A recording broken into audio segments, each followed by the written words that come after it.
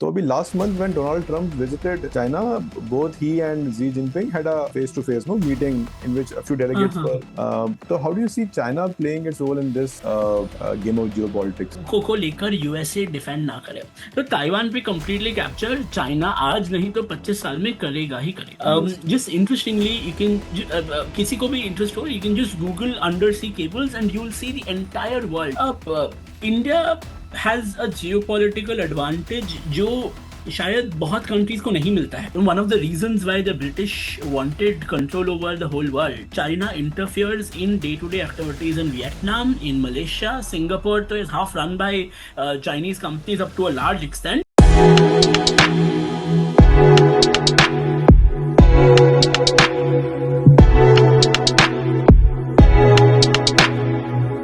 So, Karan, when we talk about superpowers playing their role in geopolitics, of course, number one is US, we all know, and some would even arguably say that China is the number one, or it is a close number two, trying to be number one. So, abhi last month when Donald Trump visited China, both he and Xi Jinping had a face-to-face meeting in which a few हाँ delegates were हाँ sitting. And if you recall that, there was an interesting term used by Xi Jinping in that, which was called Thucydides trap, which harks back to Greek mythology. And typically, Chinese are extremely careful in choosing their words. Now, that trap basically means that there's a number one and there's a number two. And when a number two is trying to be number one, typically there's a lot of conflict which happens between number one and number two, which can eventually lead to war. So, of course, what he was trying to imply is that both the countries should coexist amicably, and uh, that is what he urged to Donald Trump कि हम दोनों को साथ में मिलके काम करना चाहिए.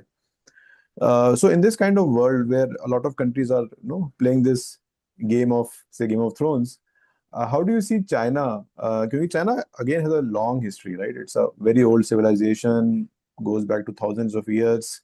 So how do you see China playing its role in this game of geopolitics, so to say? तो China also in some way we can say has ensured that it gets a geopolitical lottery।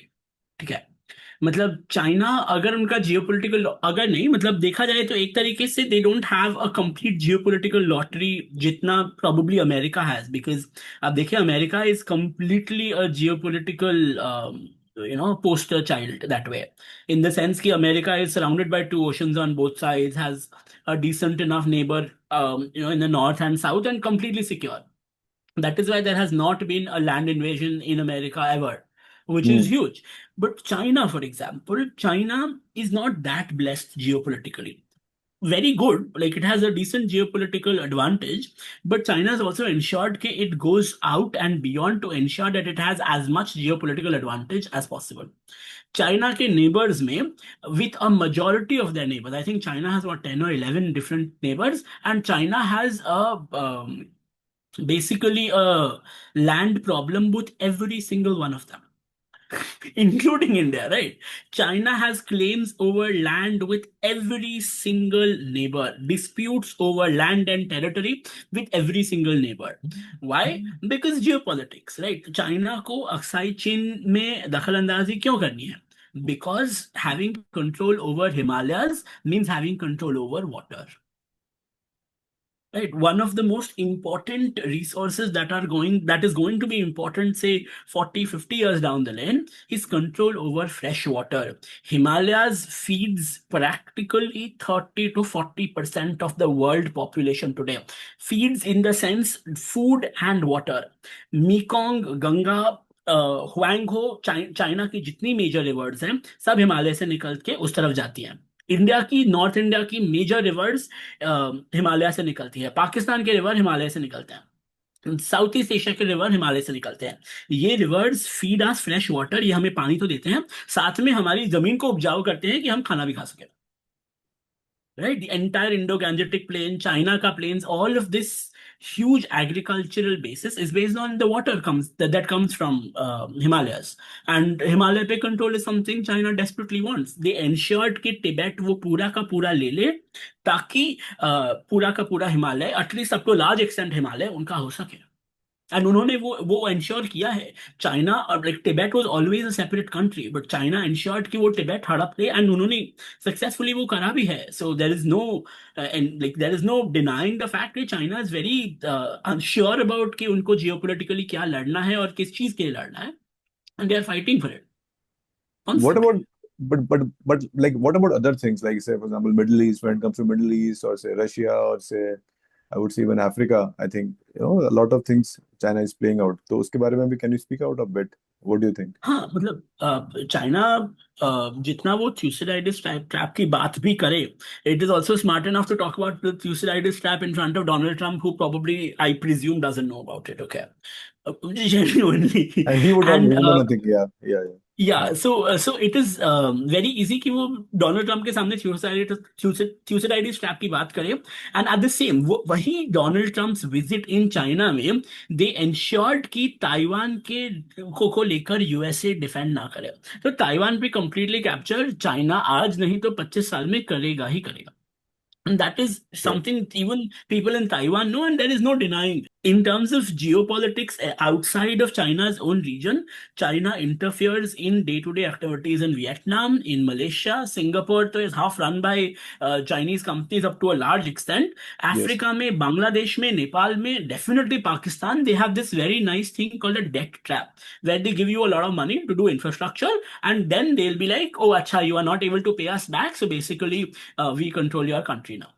Yeah, And that is something yeah, it's almost like China modern day does. colonialism, right? Which is what possibly Britain did in हाँ मतलब it's uh, in yeah, we can call it modern day colonialism, but directly calling it colonialism would be a little bit of a yeah, yeah, misnomer. No, yeah. we can rather call it modern day imperialism, Okay, okay. because colonialism has to feature social and political influence as well. Imperialism is mainly economic, and China tries to enter mainly through imperialism and then spread its branches out. Interesting.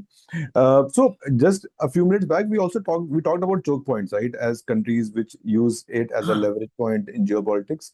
Like choke points, are there other leverage points which countries use when it comes to geopolitics? कुछ और भी elements हैं जो कि which can play out as say potential levers of say मतलब aggression?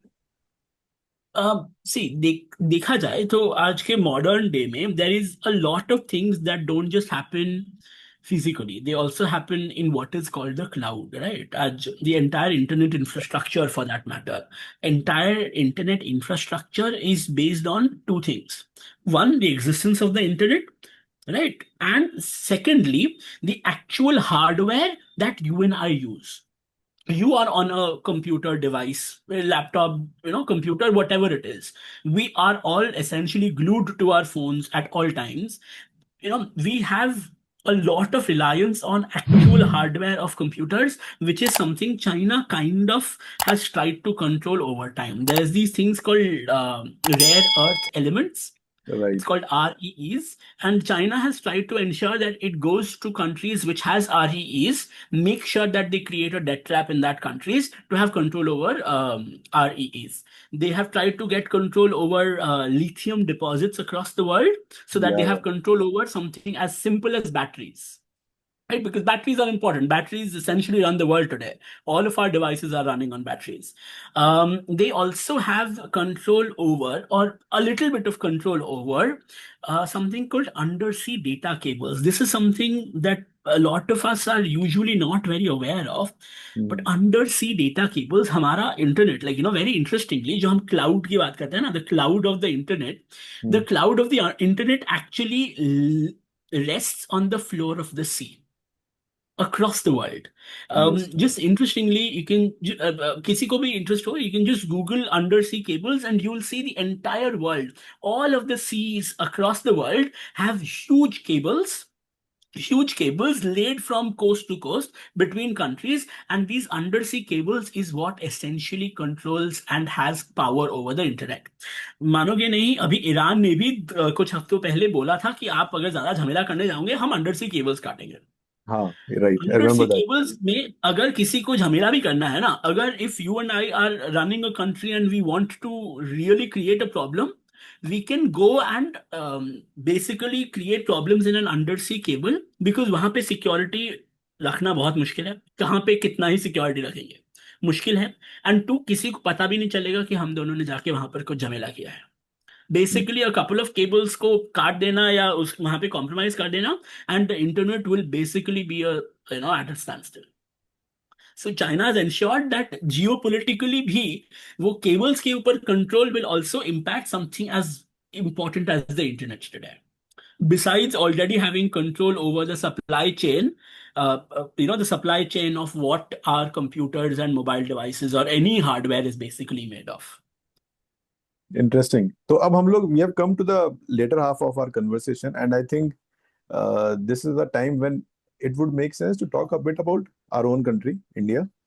कि हम लोगों की geopolitics और या how it has moved. Say, I would probably want you to say demarcate it into two different zones, time zones. One is post-independence, और एक दूसरा हम इसको देखते हैं say probably in the last 10 years how geopolitics has changed for India.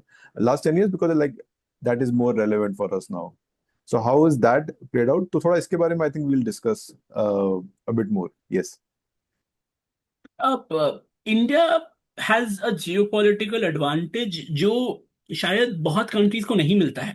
I wouldn't say India is the most successful geopolitically in terms of the lottery और something, definitely not.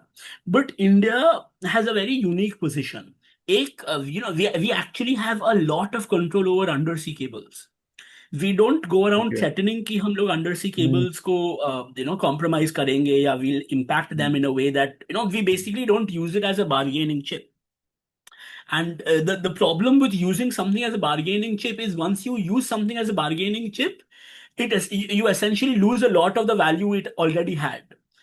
So India doesn't openly say कि we have a lot of undersea cables that we will use as a bargaining chip. We don't say it. We are very clear कि हमारे पास इतने undersea cables के ऊपर control है and we keep very good control over it. Mhm. As a matter of fact, India has a geopolitical advantage of being right in the center of what would be the West and the East. China, Japan, Australia, East or Southeast Asia East, and the what we know as the West. In terms of its geopolitical advantage, India has a geopolitical advantage that covers basically all kinds of advantage in the sense that we have decent control over coal and iron, which we've been using for quite some time. We have good access to fresh water, and that is why जितना भी लोगों को लगे कि हम लोग क्यों हिमालय में इतना अक्साई चिन के ऊपर इतना खर्चा कर रहे हैं, the Indian government, the Indian army spends a tremendous amount of money to ensure that we keep Kashmir and we don't let China interfere there. Even in Arunachal Pradesh, we don't let China come in there, is because it is essentially something that will pay dividends 20, 30 years down the line. Access to and control over Himalayas is a direct control over fresh water. Fresh water is the only way in which we survive in the future. When UAE and Iran have a war, like which they are currently having, and when they talk about what we are going to attack next or what their current strategies are, वहां पे they have both said कि we are going to attack the others freshwater, others desalination plants. Because उनके वहां पर पानी नहीं है पीने का, उनको समुद्र के पानी को पानी में से नमक निकाल के वो पानी यूटिलाइज करना पड़ता है because they don't have access to fresh water. And that kind of problem is difficult. आज कोई हमें थ्रेटन नहीं कर सकता कि हम आपके फ्रेश वाटर पे अटैक करेंगे, बिकॉज हमारे फ्रेश वाटर पे अटैक करना मतलब हिमालय पे अटैक करना. हिमालय पे आप कहाँ पे क्या अटैक करने जाओगे? एक अगर फैक्ट्री हो वहां पे अटैक हो सकता है, हिमालय पे तो अटैक नहीं हो सकता. मतलब हिमालय माउंटेन्स पे तो अटैक नहीं हो सकता, एक फैक्ट्री पे अटैक हो सकता है. So that is access to important resources that are important for the future. Right. And at the same time, India is making sure that we try to, at least in some way or the other, whichever government has come into power, we've tried to make sure that we have some utilization of the demographic dividend we have. India is a nation जहाँ पर चीजें उगती हैं, in the sense that when one of the reasons why the British wanted control over the whole world was because you should have a place in the sun जहां पर सूरज की रोशनी से चीजें उग सकती हैं. I know that's a difficult thing to talk about in this summer, but सूरज की रोशनी से जमीन पे जो चीजें उगती हैं is a huge geopolitical advantage. Because if we think of it even in an apocalyptic scenario, or very difficult, but in an apocalyptic scenario, बहुत ज्यादा जियोपॉलिटिक्स तब अगर मैटर नहीं भी करता है, जमीन से अगर एक अ wheat or a rice plant that grows out of the soil Absolutely. is a good enough thing to have. And that is one of the most basic things that civilization should need to have control Yeah. over, and that is something we have. एक चीज और मैं इस पे touch करना चाहूंगा. How do you see India's situation vis a vis US, Pakistan, China, and say Russia? Now these four players, of course, we have a troubled history with Pakistan. China on the north is also an aggressor. Russia has been a historical supporter. US is kind of in a flip-flop situation with cozying up to Pakistan right now, but we never know, right? So how do you see India's position right now uh, vis-a-vis all these countries? How will it play out? Like not even play out. Like how does it look to you at this point of time? Uh, Pakistan has always tried to cozy up with America. Like this is not new. This is something historic. वो हमेशा से ही try कर रहे हैं कि हम America के good books में रहें. And it has also given itself a very unique position कि they are very close to China and they are very close to USA at the same time. Even if China and USA are not the best of friends for that matter. Right? आज एक American president की visit to China was international news because that is not common. It is not very obvious कि the American president would visit China. Right? Like they do it because they have to, but not because they want to. Like they're not huge fans of each other, and they've tried to ensure, at least between America and China, they have done something called economic interdependence. Economic interdependence is कि मेरी country से आपकी country में बहुत ज्यादा investment है और आपकी कंट्री से मेरी कंट्री में बहुत ज्यादा इन्वेस्टमेंट है. अगर हम लोग इकोनॉमिकली एक दूसरे के साथ बहुत ज्यादा लिंक्ड होते हैं तो we will not go to war with each other because it will be too expensive for you and me. There is I'd have to check up the name, but there's this entire theory which has some exceptions called the the golden arches theory. Golden arches theory talks about the golden arch of McDonald's. McDonald's has the M ka Right, logo. right. Two countries which have a McDonald's in their country have most probably not fought each other directly because Interesting. because they are both interconnected into the international economic environment such that a direct confrontation would not be viable for either of them. There are definitely exceptions to this. Okay? One of them being India and Pakistan itself, where India and Pakistan both have McDonald's, but like we've had conflict with each other. There are some examples like Panama and USA have had a problem, but Panama के अंदर जो McDonald's था वो एक US army base के अंदर का ही McDonald's है, तो उसको आप गिनो ना गिनो एक ही हो जाता है. So there are some exceptions to this. Recently with the Ukraine-Russia war, definitely that is a huge example. But उसमें भी once that happened, McDonald's left Russia completely because you cannot be at war with somebody and be economically interdependent with them. India and Pakistan have a very checkered past. Jawaharlal Nehru said कि we choose our friends, we choose our enemies, but God makes us neighbors. So we don't get to choose who our neighbors would be. And with India and Pakistan, one thing that India has consistently tried to do over the last few years, over the last couple of decades, is that we try to, this is this term that is used, that we try to de-hyphenate our relationship with Pakistan. जो world में India Pakistan एक hyphen देके problem के तौर पे देखा जाता है, तो we have to uncouple ourselves with Pakistan, saying कि आप हमें इंडिया के तौर पर देखिए. You don't look at us at the India Pakistan problem. So you take me seriously as a country and not as a problem that India Pakistan has. And Pakistan, to be very honest, I'm not saying this as a problematic thing, but Pakistan has done whatever it can to make sure that India doesn't overpower Pakistan. Because obviously Pakistan knows उनकी limits क्या है. Pakistan is not very good with the whole geopolitical lottery. एक हम लोग Indus नदी पे dam बनाते हैं और पूरा का पूरा पाकिस्तान सूख जाएगा. Indus valley sorry Indus river Indus water treaty है जो हमने अभी खारिज कर दी है। We basically discontinue the Indus water treaty. इतने सालों तक डिसकंटिन्यू नहीं हुई थी, बट इंडस वाटर ट्रीटी में they have control over 80% of the water, जो अभी खारिज हो गया है, but 80% of the water. India only control 20% of the water. We were more than kind to Pakistan, and Pakistan knows that. Pakistan knows कि Indus नदी पे हम लोग उसको सूखा भी कर सकते हैं और वहां पर बाढ़ भी ला सकते हैं, और दोनों प्रॉब्लम्स है। पाकिस्तान में और कोई रियल नदी है ही नहीं। एक नदी के बिना एक देश क्या ही करेगा, वो भी है। और and you know up to a large extent India constantly makes sure that Pakistan is on as.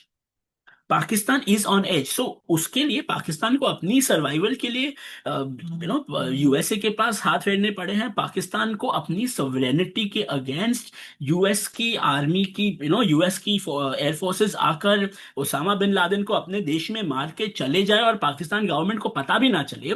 इतनी बड़ी एक सार्वभौमकता पर Embarrassment. चोट, Right. एम्बैरेसमेंट वो उनको Yeah. सहनी पड़ी है, and they have not said a single word about it.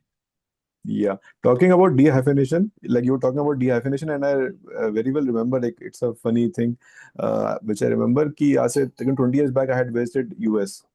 तो वहाँ पे टिपिकली ऐसा होता है कि अगर कोई इंडियन ओनर का रेस्टोरेंट है तो उसके ऊपर लिखा होता है Indian cuisine, but when ever it was a Pakistani owner restaurant, उसके ऊपर लिखा होता था Pakistani and Indian cuisine. So you can just simply by looking at this line, you could make out कि इसका ओनर कौन है. So talking about dehyphenation. So that is how it plays out in Oh, the that's very day-to-day life, interesting. yeah, in daily life as well. Fine. So I think the last question which I have for you, Karan, is कि how do you see the world changing, say, in the next 10 years? And how do you see changing it in the next 50 years? So there are two questions. पहले 10 साल की बात करते हैं, and then how do you think, I know 50 years is a long time to look forward to, and I'm sure we can just guesstimate and make our most intelligent guesses. 50 years hence we will not be even probably around to see what might have happened. Uh, But yeah, just to say, how do you see the world changing in the say next 10 years and then 50 years? for the next 10 years, we have a status quo right now, right? There is what what some would describe as a declining American empire. There are lots of people who've written about this. There is a declining American influence. At the same time, there is a rising China. Okay, China is definitely rising. China is doing increasingly well, but that comes at China has an expiry date. Very honestly, China has an expiry date in terms की China की आज सबसे बड़ी problem is a demography.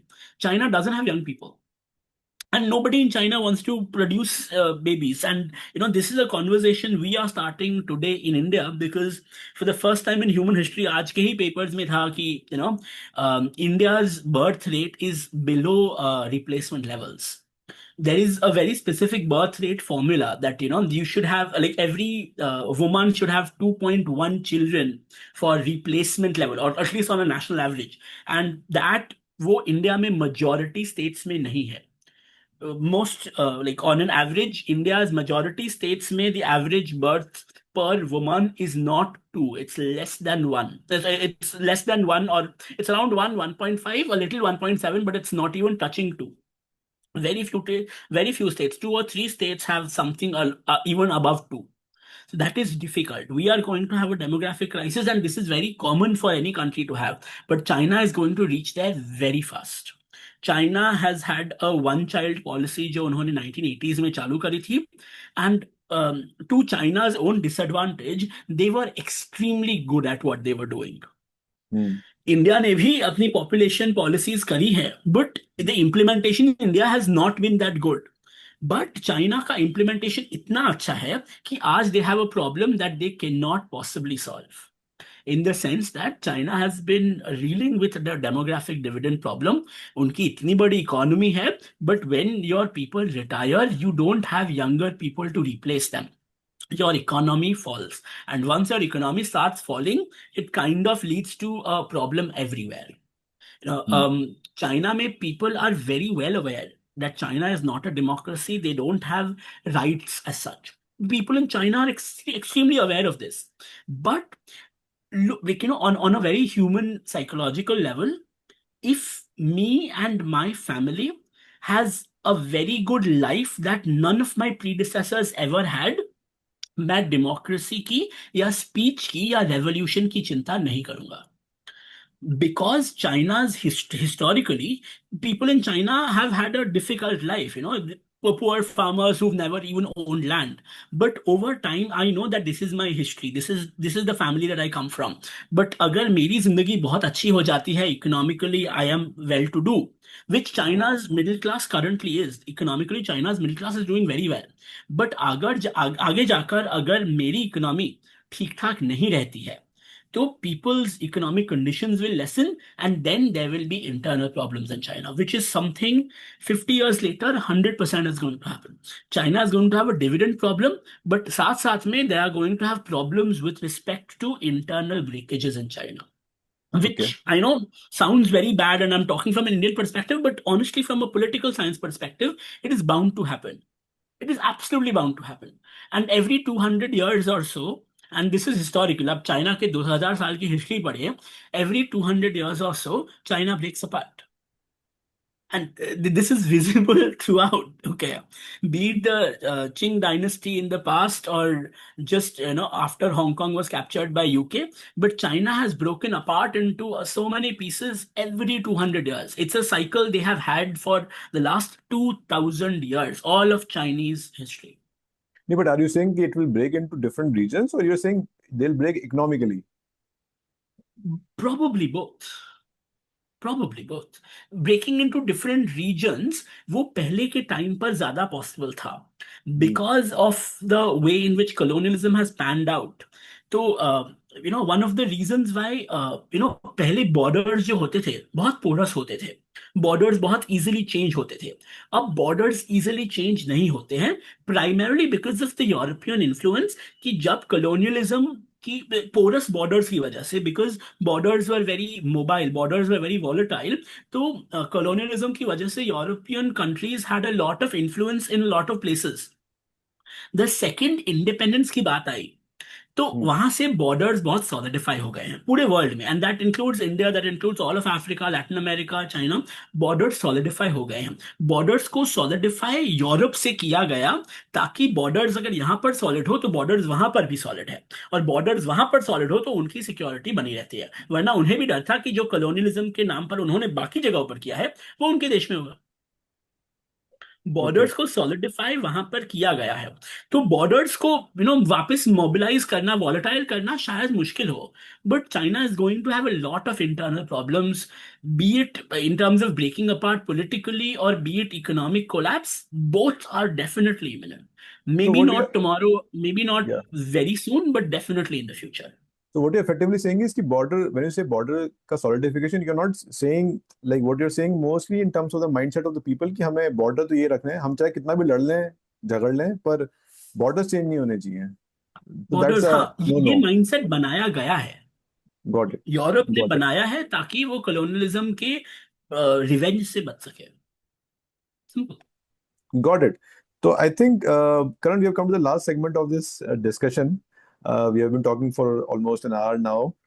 So from all my guests, I take some recommendations. It could be a movie recommendation or a podcast or a book recommendation. So if you want, you can make some recommendation of your choice, some book recommendations if you would want to. So there is this one of my favorite geopolitical books, at least for people who are not directly inside political science, is there's this very nice book by Tim Marshall, Prisoners of Geography, where he talks about the line of the book is 10 maps that will tell you everything you need to know about global politics, and he looks at global politics from the context of maps itself. And वो इसमें different regions की बात करते हैं. He's talking about Africa, he talks about India, Pakistan as a hyphenated idea, he talks about China, he talks about West Asia and everything. But Tim Marshall's book, Prisoners of Geography, that we are all bound by geography and there is nothing we can do.